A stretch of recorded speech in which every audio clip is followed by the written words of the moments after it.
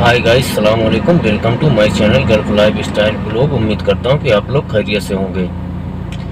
तो गाइस, मैं हाजिर हुआ हूँ आप लोगों के बीच और आप लोगों से कुछ बात करने के लिए। तो चलिए गाइस, शुरू करता हूँ। शुरू करने से पहले आप लोगों से रिक्वेस्ट है कि आप अगर हमारे चैनल पर पहली बार आए हैं तो चैनल को सब्सक्राइब कर लें, बेल आइकन को प्रेस कर दें ताकि जो भी वीडियो मैं अपलोड करूँ उसका नोटिफिकेशन आप लोगों तक पहुँचता रहे। और एक बात और कहना चाहता हूँ आप लोगों से कि अगर आपको हमारी वीडियो या हमारी बातें आपको अच्छी लगती है तो वीडियो को लाइक करिए, शेयर करिए, चैनल को सब्सक्राइब करिए। अगर नहीं अच्छी लगती है तो डिसलाइक करिए और आगे बढ़ जाइए। तो चलिए शुरू करता हूँ। तो 3-4 बातें करनी है आप लोगों से। जैसे बात ये करनी है कि एक भाई का कमेंट आया है कि क्या सप्लायर कंपनियों में आना ठीक है या कौन सी कंपनी में आना ठीक है, कौन सी कंपनी में आना नहीं ठीक है। तो इस पर मैं बात करने वाला हूं। और एक भाई का सवाल और आया है कि भाई जो है हमें लाइसेंस के लिए लाया गया है और यहाँ लाने के बाद बोला गया है कि 3 दिन में जो है कंप्यूटर टेस्ट करना है। अगर आप लाइसेंस नहीं निकाल पाए तो आपके ऊपर जो है फाइन आएगा और खाने वगैरह का भी पैसा जो है आपको नहीं दिया जाएगा। और एक बात और करनी है। एक बात ये करनी है कि क्या इंडियन लाइसेंस पे गाड़ी चला सकते हैं और कौन से लाइसेंस पर गाड़ी चला सकते हैं। तो ये तीनों बातों पे तो सबसे पहले बात कर लेते हैं हम। जो है हमारे जो भाई ने कमेंट किया है कि सप्लायर कंपनी में आना सही रहेगा या नहीं। तो देखिएगा, इस सप्लायर कंपनियों में आना सही है या नहीं सही है। तो सबसे पहले मैं आप लोगों को बता दूं, देखिए बहुत सारी कंपनियां हैं, बहुत सारी सप्लायर कंपनियां हैं और बहुत सारे लोग आए हुए हैं, बहुत सारे लोग काम भी कर रहे हैं और बहुत सारे लोग परेशान भी हैं। परेशानी क्या होती है और परेशानी का सबब क्या है ये मैं आप लोगों को बता दूं। देखिए, जब वहाँ हमारे इंडिया में बेरोज़गारी बहुत ज़्यादा है और लोग परेशान हैं, लोग जो है समझ नहीं पाते हैं और एजेंटों के चक्कर में आके वो यहाँ चले आते हैं। देखिए, बहुत सारी कंपनियों में आए हुए, सप्लायर कंपनियों में आए हुए लोग हैं, परेशान हैं। और क्योंकि जब वहाँ इंडिया में उन्हें जब वीज़ा दिया जाता है, वीज़ा देने के बाद जब उनका सारा काम करा दिया जाता है, एग्रीमेंट पेपर जो बनता है वो एग्रीमेंट पेपर जब एयरपोर्ट पे बंदे जाने लगते हैं तब मिलता है या तो एयरपोर्ट पे मिलता है। तो अब उस समय और उस वक्त में कोई जो है अपना खुद का फैसला नहीं ले पाता, मजबूरन जो है उसे सऊदी अरब या गल्फ के किसी भी कंट्री में आना पड़ जाता है। अब यहाँ आने के बाद जो है दिक्कत परेशानियाँ किसे झेलनी है, जो भाई आए हुए हैं उन्हें झेलनी है। और जिन्होंने काम कराया है उन्होंने भेज दिया है, उनका वहाँ जो कुछ है वो क्लियर हो गया है, उन्हें कोई मतलब नहीं। अब यहाँ हम आए हैं और हमें ही परेशानी झेलनी है और हमें ही सारी मुसीबत का सामना करना है। तो ऐसा सब कुछ लोगों के साथ हो रहा है और आज से नहीं, ज़माने से ऐसा ही हो रहा है। देखिए सर, जहाँ तक सवाल रहा सप्लायर कंपनियों का, तो सप्लायर कंपनियों में बहुत सारी कंपनियाँ ऐसी हैं जो एग्रीमेंट होता है। जैसे मान लीजिए अभी जैसे फूड डिलीवरी को साइड रखते हैं, फूड डिलीवरी के बारे में अभी कोई बात नहीं करेंगे। जैसे कि कुछ ऐसी कंपनियाँ हैं जो सामानों की सप्लाई करती हैं।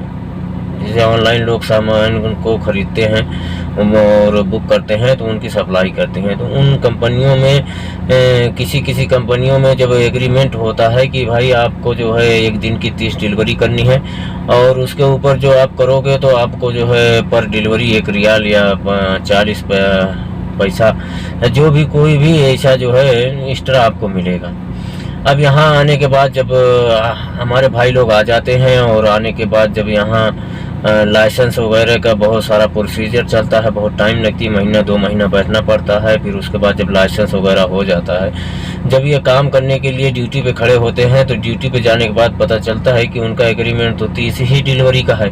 अब उन्हें 70, 80 डिलीवरी दी जाती है और वो जो है कर नहीं पाते हैं। तो उस पर जो है फिर कंपनी का और सुपरवाइज़र का दबाव आने लगता है। अब जब इस हालत में दबाव आने लगता है तो भाई लोग थोड़ा जो है नर्वस हो जाते हैं, परेशान हो जाते हैं।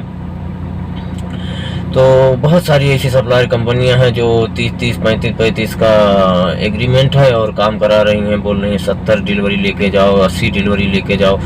तो अब देखिए, यहाँ मजबूरी ये हो जाती है कि हम तो आए हैं काम करने के लिए और हम काम करना है, लेकिन अब कितना काम करना है ये मुश्किल हो जाता है। ये सारी बहुत परेशानियां हैं।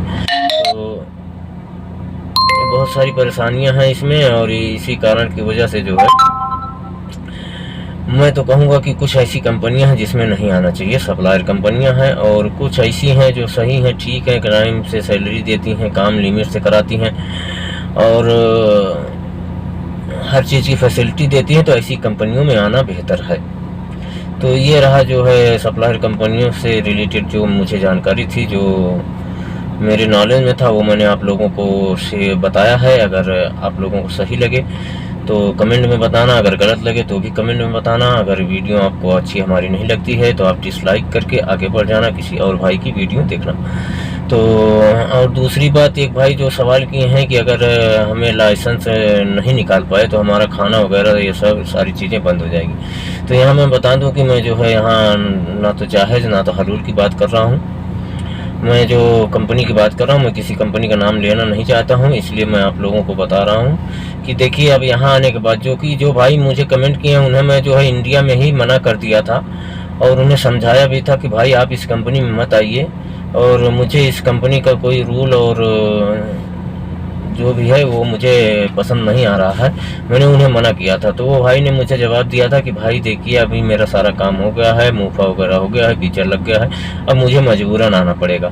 तो भाई अब इस हालत में मैं नहीं क्या कर सकता था। तो अभी उन भाई का कमेंट आया है कि भाई देखिए, हमें लाया गया है लाइसेंस के लिए, और हमारे साथ ऐसा ऐसा हो रहा है कि लोग बोल रहे हैं कि अगर आप लाइसेंस नहीं निकाल पाए, कंप्यूटर टेस्ट नहीं पास कर पाए, तो आपको जो है आपके खाने वगैरह का पैसा जो है बंद कर दिया जाएगा। तो इसमें आप कुछ हमें बताएं। तब इसमें मैं क्या बता सकता हूं, देखिए ये कंपनी है, कंपनी अपना रूल और अपना नियम कानून गिर की तरह बदलती रहती हैं। यहाँ जो है कुछ बताया हमें कुछ और जाता है, आने के बाद कराने लगते हैं कुछ और। तो भाई अब देखिए, यहाँ कोशिश करिए आप लाइसेंस निकालने की, ताकि आपका जो मसला है वो सोल्व हो जाए।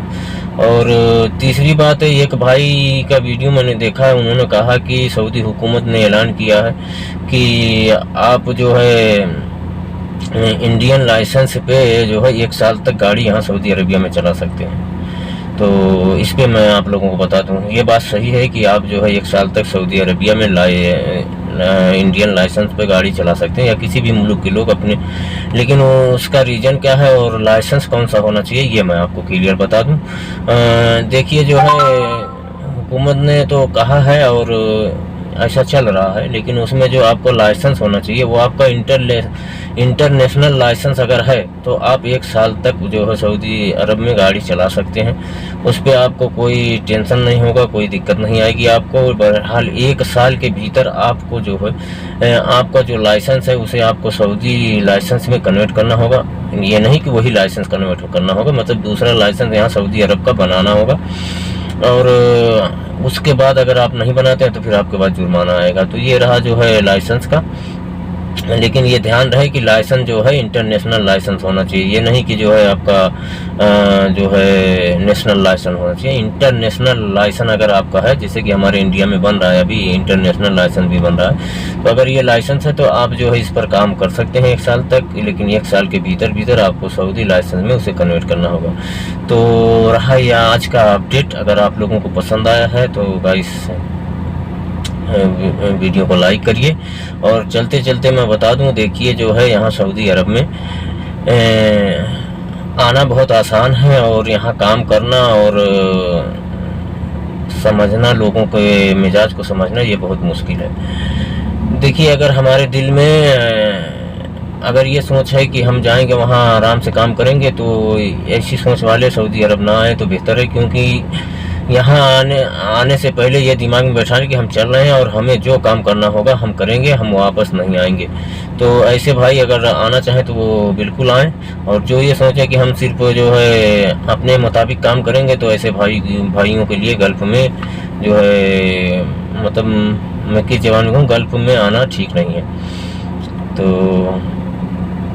और मैं बैठा हुआ हूँ जहाज़ पे काम करने के लिए, लेकिन अभी मैं जो निकला हूँ 4 बजे आया हूँ, अभी 4:19 हो रहे हैं, और अभी तक मेरे मोबाइल पे कोई काम नहीं आया। एक काम आया था जो एक्सेप्ट नहीं हुआ है, और देखता हूँ क्योंकि बारिश हुई है और बारिश के मौसम में जो है लोग निकल जाते हैं बालुओं की पहाड़ों की तरफ, वहाँ जो है जाकर वो मस्ती वगैरह करते हैं, वो बालू में चलाने वाली गाड़ियों को चलाते हैं।